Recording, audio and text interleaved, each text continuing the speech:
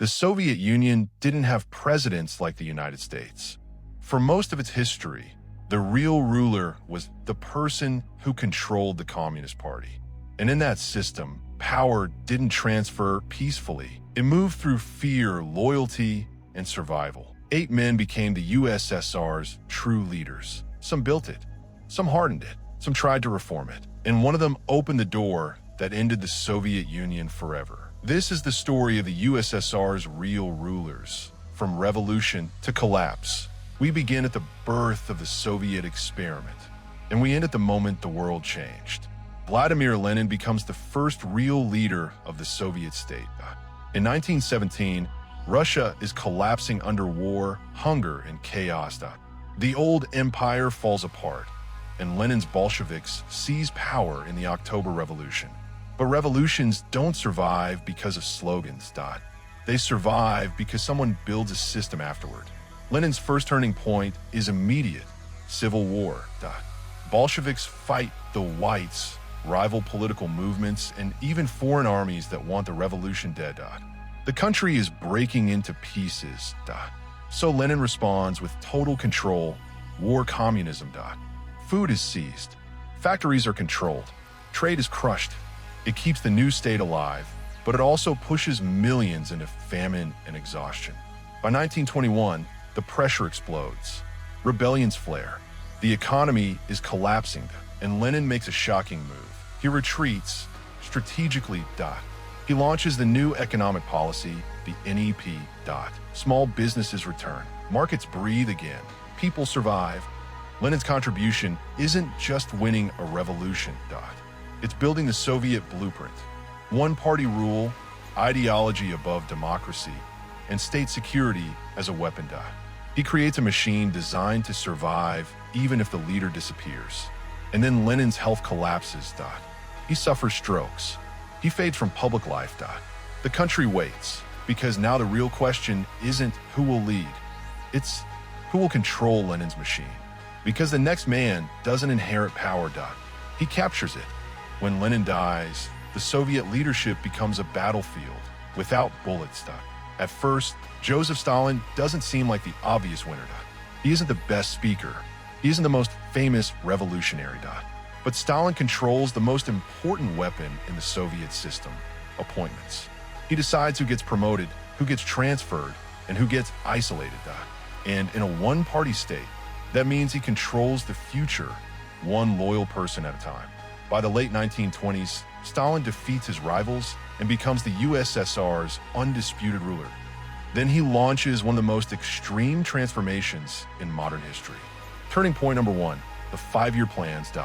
Stalin forces rapid industrialization. Giant factories rise. Steel cities appear. The USSR turns into a massive industrial engine. The world watches a poor country become a superpower candidate, fast.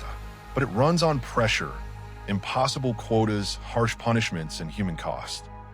Stalin wants control of food, so he forces peasants into state-run farms. The countryside resists. Stalin crushes resistance. This period triggers catastrophic famine, especially in Ukraine and other regions. One of the darkest disasters tied to his rule. The countryside is broken, and the state gains control. Then comes the part that defines Stalin more than factories or farms. Turning point number 3, the Great Purge. In the 1930s, Stalin turns the system inward. The party purges itself. Military leaders disappear. Intellectuals vanish. People confess to crimes they didn't commit because fear becomes reality. The Soviet Union becomes a pressure chamber where survival depends on silence. The message is simple: nobody is safe, not even the loyal. And then, 1941. Turning point number 4, World War II. Nazi Germany invades the Soviet Union. At first, it's catastrophe. Armies collapse, cities burn, millions died. But the USSR does not break. Factories are moved east. Production restarts while the war is still raging. The war becomes total survival, street by street, winter by winter. The siege of Leningrad becomes one of the worst tragedies of the century. Starvation, freezing cold, entire families disappearing. Then Stalingrad becomes a symbol of endurance, block by block, building by building. When victory finally comes, the USSR is devastated but alive. In 1945, Stalin doesn't emerge as just a leader. He emerges as the ruler of a victorious superpower. Turning point number 5, the Cold War begins. After World War II, Stalin tightens control over Eastern Europe. Governments fall into Moscow's orbit. The Iron Curtain forms. The world splits in two. And in 1949, the USSR detonates its first atomic bomb. Now there are two nuclear superpowers, and Stalin helped create that reality. Stalin's contribution is terrifyingly clear. He turns a USSR into an industrial and military giant, and builds a system where fear is normal and human life is expendable. By 1953, Stalin has ruled nearly 30 years. His fingerprints are on every building, every law, every silence. Then he dies. No smooth transition, no safe successor, just a dictatorship without a dictator. And that's when the most dangerous thing happens to an empire built on fear, a power vacuum. For a brief moment, the USSR belongs to Georgy Malenkov. He steps into Stalin's shadow and tries to ease pressure. Less terror, more focus on consumer life, a quieter future. But Malenkov has one fatal weakness. He doesn't control the party network the way Stalin did. And in the Soviet system, being leader isn't enough. You must control who rises and who disappears. Malenkov fought his fust, and the next ruler rises with political nerve. Because the man who replaces him does the unthinkable. He attacks Stalin's legacy. Nikita Khrushchev takes power and shocks the Soviet world. In 1956, he delivers the secret speech exposing Stalin's crimes. This isn't just politics. This is breaking a spell. For the first time, the USSR admits the unthinkable. Its greatest leader was also its greatest terror. This era becomes known as the thaw. Censorship loosens. Culture breathes. Fear retreats slightly. But Khrushchev is also unpredictable.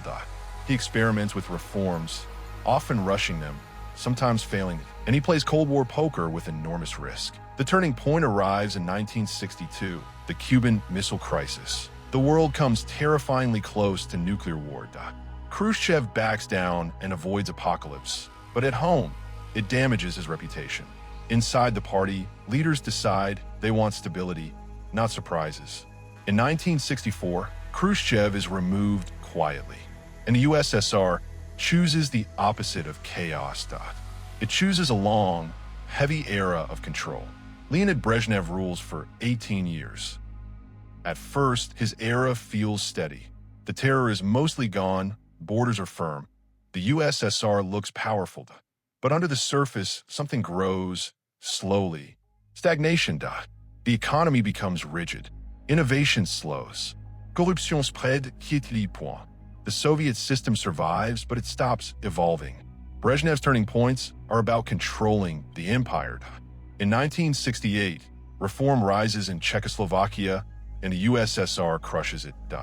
This becomes the message of Brezhnev's doctrine. Moscow decides the limits of freedom. The USSR also lives on symbols of strength. Massive parades, global influence, space achievements that make it feel unstoppable. But the system depends on rigid planning and oil money, not flexibility. And the world is changing faster than the USSR can adapt. Then comes the slow bleed. 1979, the Soviet invasion of Afghanistan. A long war begins. High cost, low victory, it drains morale, money, and belief. Brezhnev's contribution is stability and superpower status, but he leaves behind an empire that looks strong and rusts inside. When he dies in 1982, the USSR is still huge, but it's aging, expensive, and stuck. So the Soviet elite tries something different. A former spy, Yuri Andropov, former head of the KGB, sees the USSR's real enemy, not America, decay. He attacked corruption. He pushes discipline.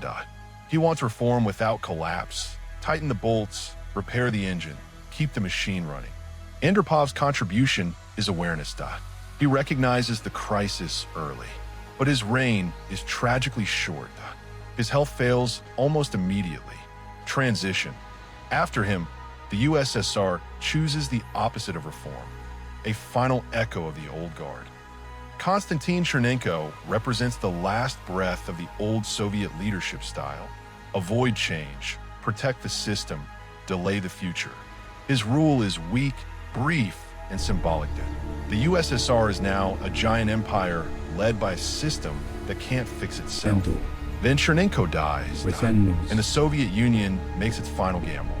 A younger leader, a new idea, and the beginning of the end. Mikhail Gorbachev arrives with energy and a mission: save the USSR before it collapses. He launches Perestroika, restructuring the economy, and Glasnost, openness and truth. For the first time, people can criticize the system. Hidden disasters surface. Corruption becomes visible. And once truth spreads, fear doesn't work the same way. But openness is like opening a pressure tank. Once the valve turns, you can't pretend the pressure never existed. National movements rise. Eastern Europe shakes. In 1989, the Berlin Wall falls, and the USSR does not stop it with tanks. The empire begins dissolving. By 1991, the economy is failing, politics is chaotic, and a coup attempt erupts. And then the impossible happens. The Soviet Union collapses. Gorbachev's contribution is historic and tragic.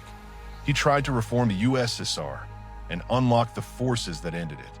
8 leaders, 1 empire, built by revolution, hardened by fear, undone by truth. Subscribe to 3D History Archive by Max for the next chapter.